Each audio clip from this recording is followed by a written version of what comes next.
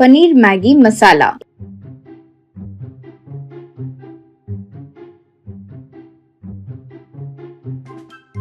एक दिन विशु अपने दोस्त चंदू के घर आया।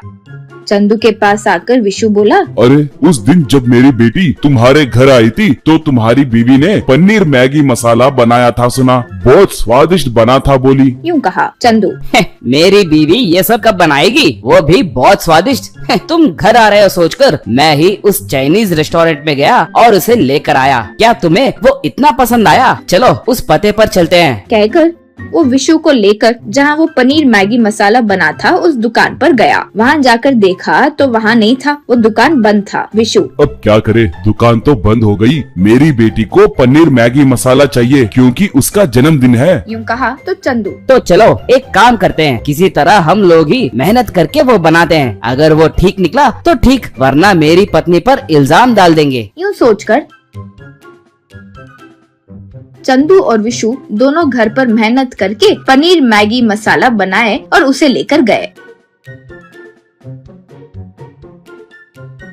जैसे ही उसे मुंह में डाली, विशु की बेटी गौतमी बोली, यक, ये क्या है? ये तो बहुत खराब है। क्या इसे कोई पनीर मसाला कहते हैं? यूँ बोली। विशु को समझ में नहीं आया कि क्या करे। उन्होंने सारी बातें बताई। विशु, पिछली बार भी आंटी ने नहीं बनाया था, वो बाहर कोई चाइनीज रेस्टोरेंट से अंकल लाए थे, वही हमें दिया था। यूँ कहा। गौतमी बोली, फिर आप लोग उस रेस्टोरेंट में जाओ और वो पनीर मैगी मसाला ले आओ। यूँ बोली। विशु ने कहा। वो भी हो गया। वहाँ जाकर देखा तो वहाँ दुकान नहीं थी, बंद है। तब गौतमी बोली, फिर मुझे नहीं पता आप क्या करोगे। वो पनीर मैगी मसाला बनाने वाले को यहाँ पे बुलाओ और मेरी शादी उससे करवा दो। यूँ बोली। जैसे उसने ये कहा, चंदू चकित रह गया। वो वहाँ से बाहर आ गया।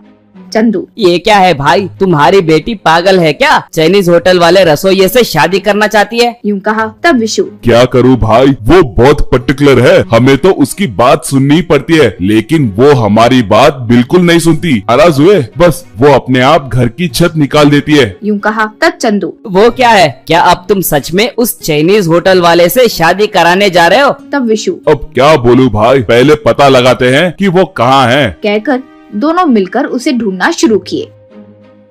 जैसे ही उन्हें वो मिला, वो चाइनीज तो नहीं था, उसका नाम श्रीकांत था। विशु, भगवान का शुक्र है हम बच गए। ये चाइनीज तो नहीं है, हमारे यहाँ का ही है, वो खाना पकाने में विशेषज्ञ है। यूँ कहा। तब चंदू, वो तो ठीक है, अब उससे शादी कैसे करवाएंगे? यूँ कहा। तो विशु, चलो मेरे पास एक विचार है।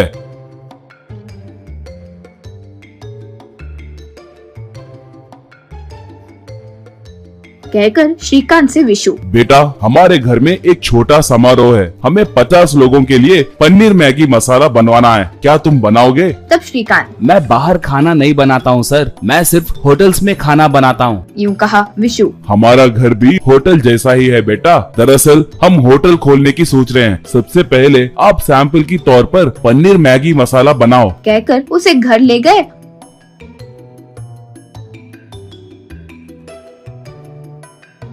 और उससे पनीर मैगी मसाला बनवाए।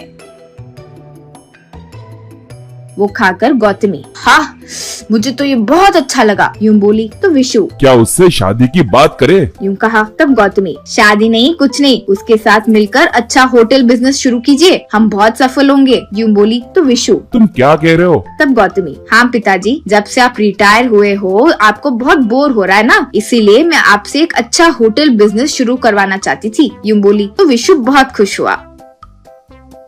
उस दिन से उनका पनीर मैगी मसाला होटल बहुत सफल होते गया।